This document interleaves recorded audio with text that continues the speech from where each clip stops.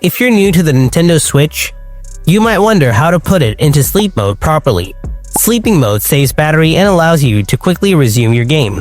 It's better than fully shutting down if you want to play again soon. Don't worry, it's simple and I'll walk you through the easiest ways to do it. Let's get started. Method 1. Using the power button. Press the power button once quickly. It's the small button on the top edge of your Switch. This will put the console into sleep mode, where the screen turns off but your game stays paused. No need to hold it down, just a quick press.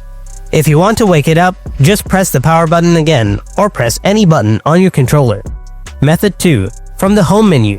Press the home button on your Joy-Con or Pro Controller to go to the home menu.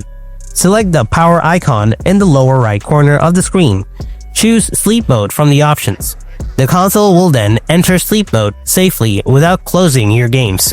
And that's it. Putting your Nintendo Switch into sleep mode is quick and easy. If you have any questions or want tips on managing your Switch, just drop a comment below. Enjoy your gaming!